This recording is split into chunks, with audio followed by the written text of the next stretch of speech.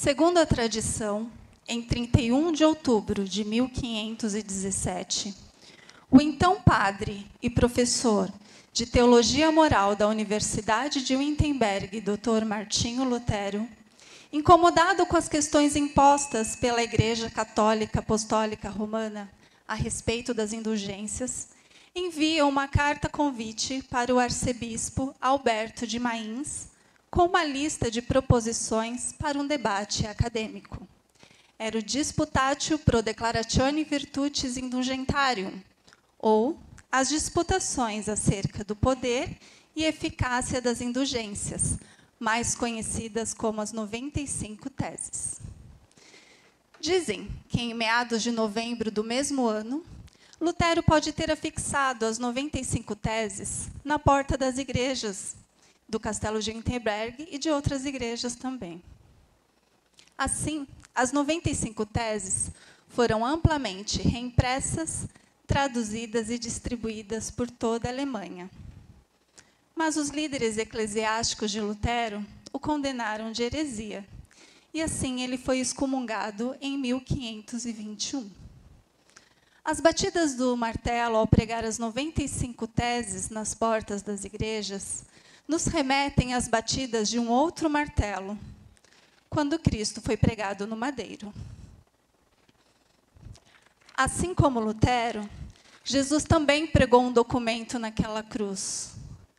Era uma lista de condenações que nos eram contrárias, uma ordenança de morte contra nós, mas ele a removeu completamente ao pregá-la na cruz com sua própria vida. As 95 teses podem ser resumidas no que chamamos de as 5 solas.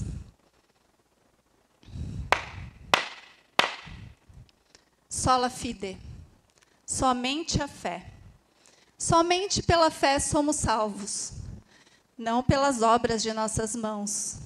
A obra é um dever do salvo, não uma condição para a salvação.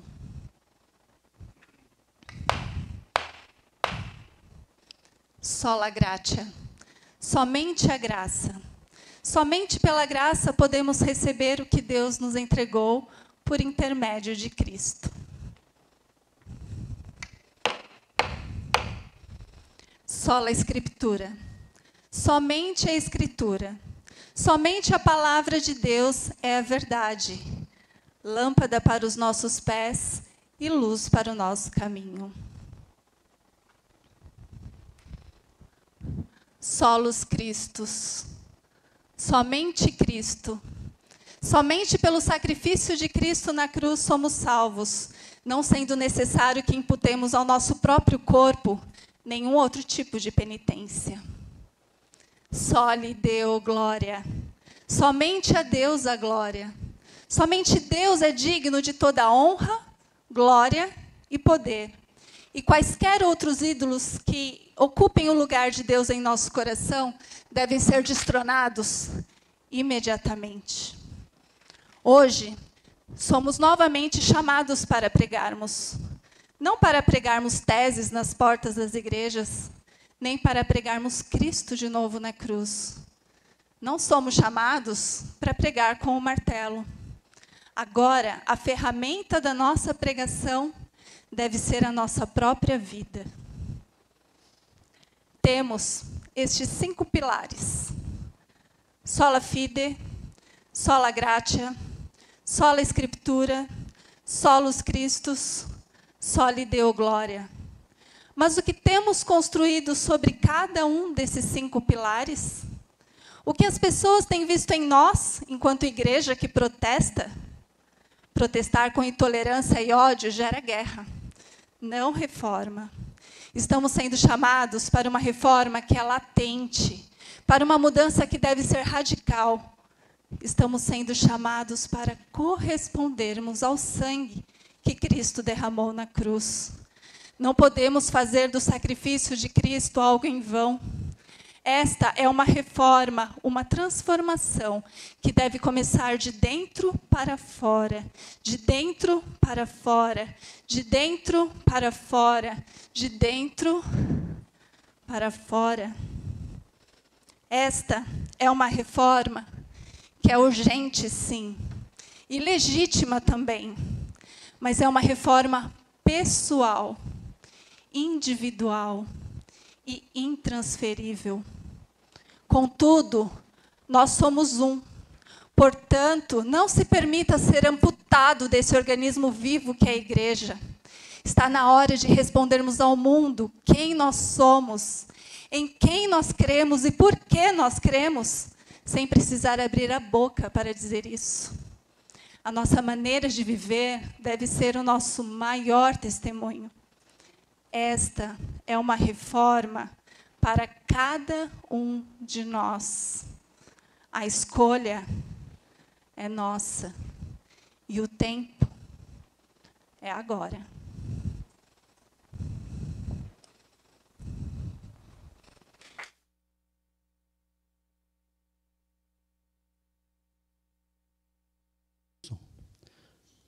O texto da palavra de Deus que está no boletim, 2 Timóteo, capítulo 3, completamos hoje, essa semana, completamos 505 anos da Reforma, não é isso? 505 anos da Reforma Protestante. E nós olhamos, e quando olhamos as 5 solas, que foi muito bem apresentado aqui, somente a Escritura, somente Cristo, somente a graça, somente a fé, somente a Deus a glória, só Deus a glória. Nós gostaríamos de pensar com você exatamente somente a Escritura, porque sem a Escritura não teríamos as outras solas. Sem a Escritura nós não poderíamos conhecer a Cristo. Sem a revelação da palavra de Deus, nós não poderíamos saber o que é a graça de Deus. Sem a Escritura, nós não saberíamos que a nossa fé deve ser dirigida somente a Deus, e sem a Escritura, nós não saberíamos que só Deus, toda a honra, todo o louvor e toda a glória.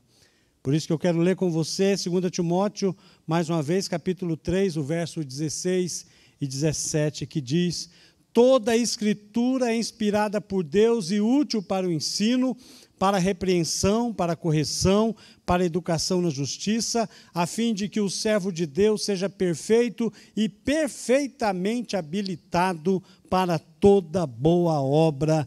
Amém. Louvado seja, Senhor, o teu santo e bendito nome. Nós somos gratos ao Senhor pela revelação da tua palavra a nós. Abre, ó Deus, o nosso coração, abre, ó Deus, a nossa mente, para que nós possamos compreender e apreender tudo aquilo que o Senhor tem para nós nesta manhã, no nome de Jesus. Amém. Somente a Escritura, somente a palavra de Deus, porque ela é essencial para a nossa fé, que afirma que a Bíblia ela é a nossa única regra de fé e prática. Tão somente a Bíblia, nada mais está sobre a Bíblia. A igreja não está acima da Bíblia, a igreja não veio primeiro que a Bíblia. A palavra de Deus, ela é a nossa palavra final, é a autoridade sobre a vida da igreja, sobre a vida de cada crente. Ela deve nortear a nossa vida, a nossa família, as nossas decisões, a nossa conduta. É a palavra de Deus e é através da palavra de Deus que nós aprendemos sobre a salvação dos pecados, sobre a vida e a obra de Jesus, e além dela ser o nosso orientador e o nosso guia. E isso é revelado desde o Antigo Testamento, quando nós lemos e olhando a palavra de Deus, sabendo que Salmo 119, verso 105 diz: lâmpada para os meus pés é a tua palavra, é luz que ilumina o meu caminho. Por isso que nós não podemos negligenciar jamais a palavra de Deus. A palavra de Deus, ela traz luz, ela traz conhecimento, ela traz libertação. E isso é um processo em nossa vida que quanto mais nós estudamos a palavra de Deus, quanto mais você lê a Bíblia, quanto mais você toma conhecimento das verdades bíblicas, Deus vai falando ao seu coração e Ele vai libertando você. Esse processo chama-se santificação. E só através da santificação, que é o conhecimento da palavra de Deus em nós, é que nós podemos ser libertos daquilo que nos escraviza. Mas o fato é que muitas pessoas têm preguiça de ler a Bíblia. As pessoas acham que não conseguem entender e por começar a leitura e não entendendo a leitura, logo elas desistem da leitura, mas é necessário orarmos, pedirmos a Deus sabedoria para que nós possamos ter clareza da revelação de Deus para a nossa vida. É um prazer para nós, é uma alegria quando nós olhamos a palavra de Deus e conhecemos a palavra de Deus e entendendo que nós podemos ter os conceitos verdadeiros através da palavra de Deus, por exemplo, como a fé. Muitas pessoas creem que a fé é algo em que é uma alavanca que vai mover Deus. As pessoas creem que eu vou ter fé porque a minha fé naquilo que eu quero fazer, naquilo que eu creio que é necessário para mim, eu vou orar com tanta fé, eu não compreendo isso, tanta fé, mas eu vou orar com tanta fé que isso vai ser uma alavanca que vai mover a Deus. E isso não é verdade. Nós precisamos ter o conceito real do que a Bíblia nos ensina, o que é fé. Fé não é isso. O problema é que as pessoas creem nisto, elas apostam nisso, elas dão o seu tudo nisso, elas dão a sua vida, ela dá o seu dinheiro, ela dá a sua casa, ela participa das campanhas, e quando ela não consegue atingir aquilo que ela quer, ou aquilo que ela tem em mente, e quando Deus não responde aquilo, elas ficam frustradas, não só frustradas, como alguns líderes vai dizer que você não alcançou o que você queria, porque você não tem fé, porque a sua fé é pouca. O que vamos fazer então? Aí a pessoa se frustra, ela fica frustrada, porque Deus não se submete àquilo que o homem diz. Não é porque um homem que se diz homem de Deus vai dizer que vai acontecer aquilo, que Deus vai submeter. Deus não se submete a ninguém. Deus está livre de submeter a qualquer pessoa. Ele é livre em si mesmo, ele não tem compromisso com a palavra do homem, ele tem compromisso com a sua própria palavra e seu próprio caráter. E isso nós aprendemos através da palavra de Deus. Sabemos e aprendemos que quando nós estudamos a palavra de Deus, nós aprendemos que a nossa fé não move Deus. A nossa fé não move Deus. A nossa fé tem que mover o nosso coração, não a Deus. Nossa fé tem que ser o seguinte: eu não sei o que vai acontecer no dia de amanhã, mas eu sei que se Deus estiver comigo, eu terei uma vida abençoada. Não sei o que vai acontecer. Fé é isso. Fé não é a gente pedir para que a candidato A ou candidato B seja eleito nesta noite, porque se ele não for, então Deus está contra nós. Se o outro não for, então Deus está contra nós. Não, nada disso. Independente de quem seja aquele que governar a nossa nação, quem governa a nossa vida é Jesus. Então seremos abençoados. É isso que a Bíblia nos ensina. A Bíblia não nos ensina a mover o coração de Deus. A Bíblia ensina, nós permitimos que Deus, pela instrumentalidade do teu Espírito Santo, mova e mude o nosso coração, a nossa vontade, para que nós possamos nos amoldar à vontade de Deus. É por isso que Mateus, no capítulo 22, o verso 29, Jesus respondeu: o erro de vocês está no fato de não conhecerem as Escrituras, nem o poder de Deus. E Deus vai dizer também em Oséias 4,6: o meu povo está sendo destruído, pois lhe falta conhecimento da palavra de Deus. Nós precisamos olhar para a Escritura e ver o texto de uma forma especial que nós lemos esta manhã, em que nos ensina que nós precisamos e devemos buscar a presença do Senhor, quando diz: toda a Escritura é inspirada por Deus e útil para o ensino, para a repreensão, para a correção, para a educação na justiça, a fim de que o servo de Deus seja perfeito e perfeitamente habilitado para toda boa obra. Ela é inspirada por Deus. Ela é a palavra de Deus. A Bíblia não contém a palavra de Deus. A Bíblia é a palavra de Deus. Por mais que existam teólogos hoje em dia que vai dizer que a Bíblia não é a palavra de Deus, mas ela contém, eu fico com a Bíblia. Porque a Bíblia declara que ela é a palavra de Deus. Os homens vão passar, a Bíblia, a palavra de Deus, vai permanecer.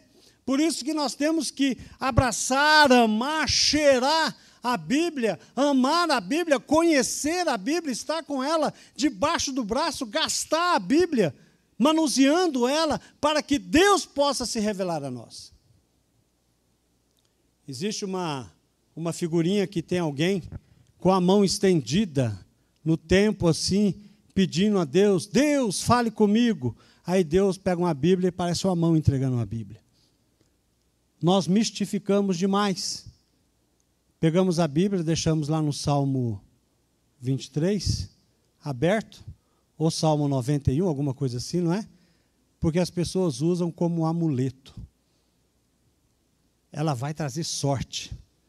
Se deixar a Bíblia aberta, ela vai emanar energia, e nós seremos, energizados. Na verdade, só vai juntar poeira se ficar aberta e nós não usarmos a Bíblia para o seu propósito final. A palavra de Deus, ela é útil para o ensino, para que nós possamos compreender o mundo em que nós vivemos. Quando você olha hoje o contexto que nós estamos vivendo, principalmente hoje, e nós olhamos tantos crentes falando tanta bobagem na Bíblia, sabe o que é isso? Não tem sido ensinado pela palavra de Deus. Não tem aprendido da palavra de Deus. Escutam o que os homens falam. E Paulo elogia os bereenses, os de Bereia, porque eles olhavam a palavra de Deus para ver se aquilo que Paulo estava pregando era verdade ou não. O meu povo se perde por falta de conhecimento. Nós precisamos conhecer a palavra de Deus.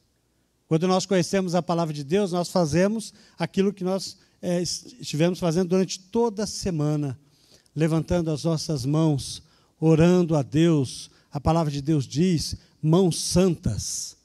A mão santa não é aquela mão que amaldiçoa. A mão santa não é aquela mão que deseja o mal.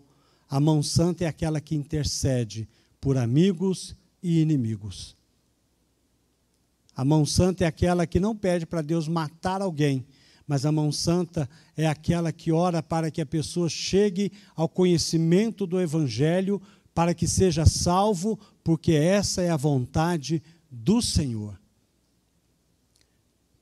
A Bíblia nos ensina que nós precisamos ter um coração humilde, sabendo reconhecer que ela é a autoridade na nossa vida.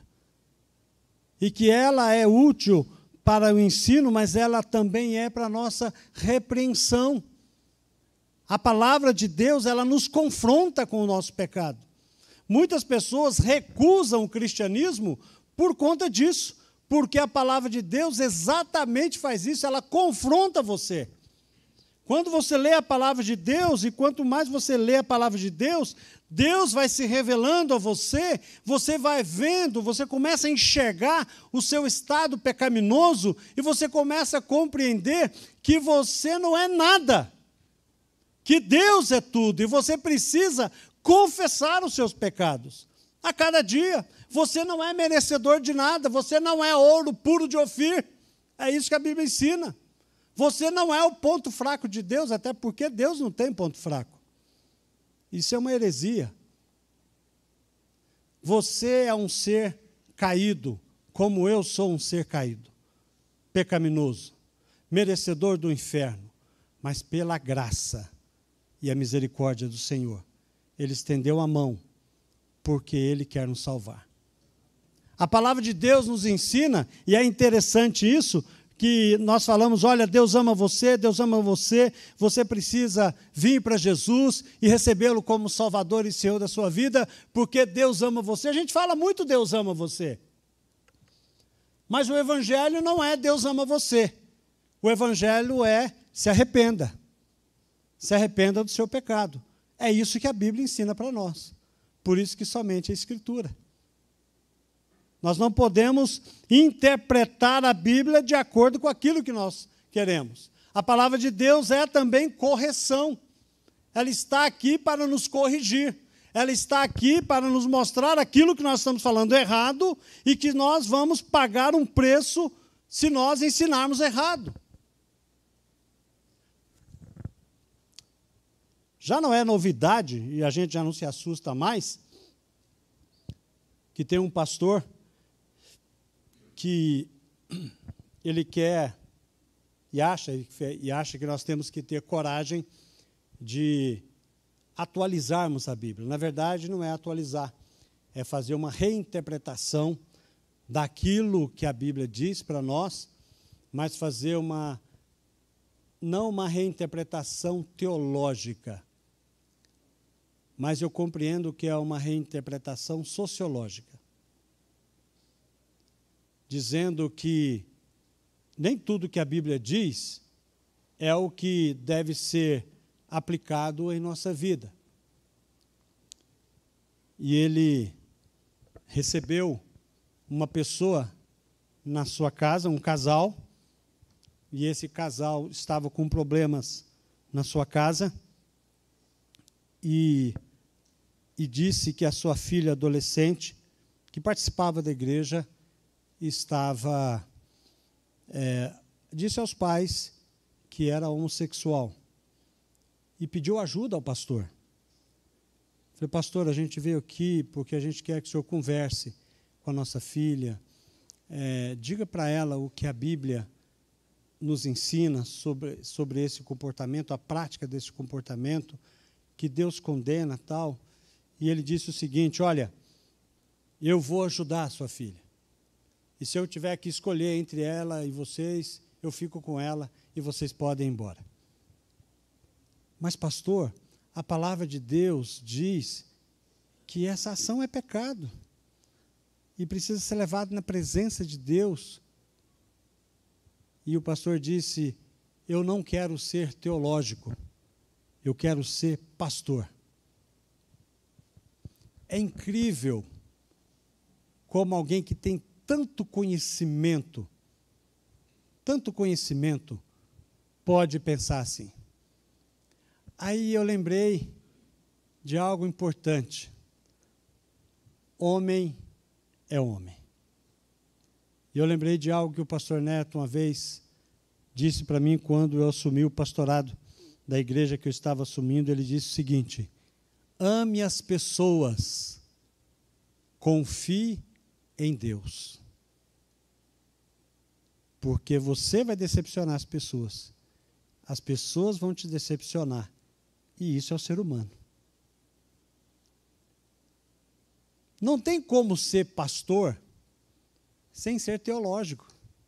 Não tem como ser pastor e negligenciar a palavra de Deus. Não tem como nós sermos servos de Deus e não ouvir a voz do Senhor.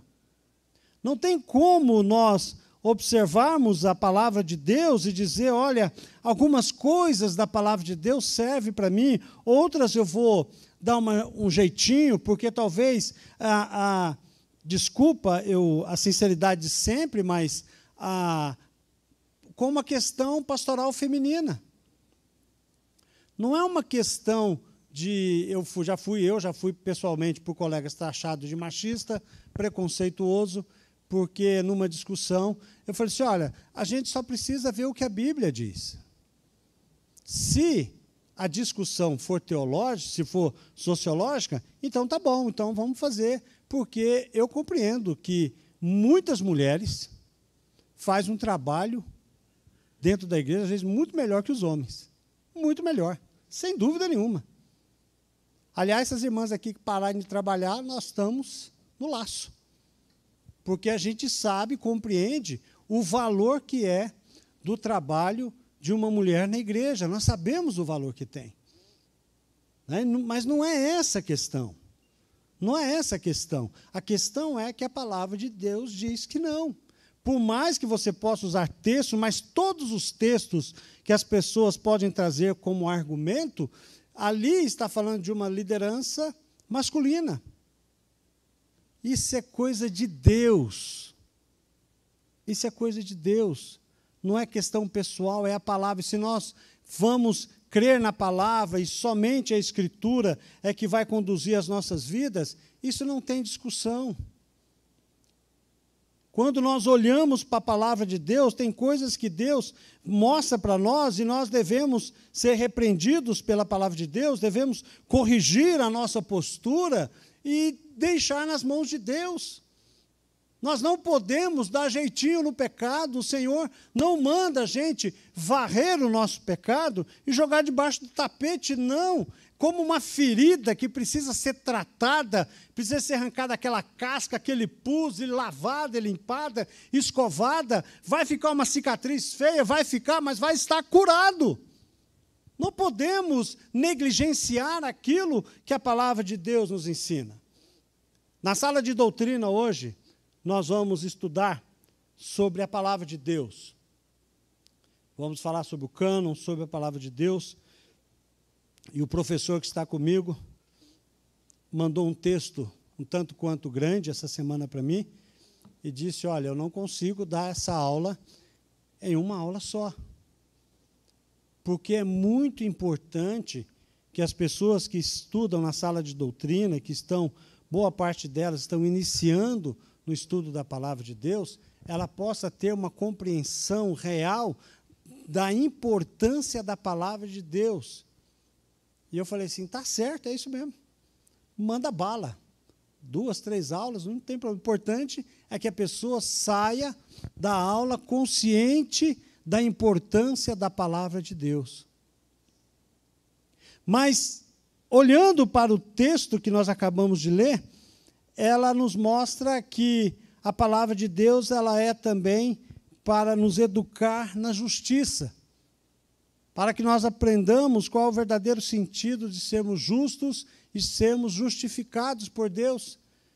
Temos a compreensão de que temos que ter um coração como o coração de Deus, para que nós possamos, então, cumprir o propósito que Deus tem na nossa vida. E qual é o propósito que Deus tem na nossa vida? É exatamente esse, em que nós possamos compreender e viver que somente Cristo, somente a graça, somente a fé, somente a Deus toda a honra, todo louvor, toda a glória, para que nós possamos, então, testemunhar a este mundo perdido que nós podemos iluminar a luz de Jesus para a vida das pessoas.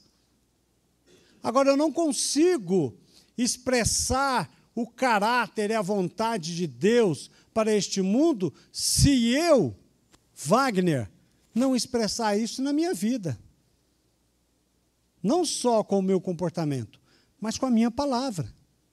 Pregando o Evangelho, ensinando e falando às pessoas, não nos silenciando diante de um mundo que está perdido, mas dizendo sim, que a nossa salvação só está em Cristo, no sacrifício dele na cruz. É só através da palavra que eu tenho uma compreensão que Jesus veio para que ele pudesse, então, cumprir a vontade de Deus. E a vontade de Deus é que todos os homens cheguem à salvação. E se eu não conhecer a palavra de Deus, se eu não ter a clareza daquilo que Deus quer da minha vida, eu não consigo fazer aquilo que o Senhor quer.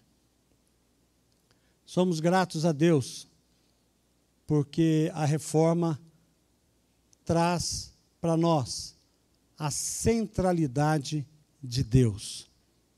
A nossa mente, o nosso coração, para que nós possamos entender e compreender que a palavra dele é única e verdadeira. E é através dela, e só através da palavra de Deus, que nós podemos conhecer a vontade de Deus para a nossa vida. Que Deus nos abençoe. Vamos orar? Senhor, nós somos gratos ao Senhor por tudo o que o Senhor tem dado à nossa vida. Gratos ao Senhor pela Tua palavra, viva e eficaz, que nos mostra, ó Deus, que só Jesus Cristo é o nosso Salvador, que Ele é o nosso mediador. Ó Deus, é só através de Cristo que recebemos a graça que vem do Senhor. Só através de Cristo, ó Deus, é que nós podemos louvar e exaltar o Teu santo e bendito nome. Obrigado, ó Deus, porque Cristo nos ensina que tudo que o Senhor tem para a nossa vida, a salvação, uma vida nova, uma vida transformada e vida eterna, nós podemos receber somente pela fé. Nós oramos agradecidos no nome de Jesus. Amém.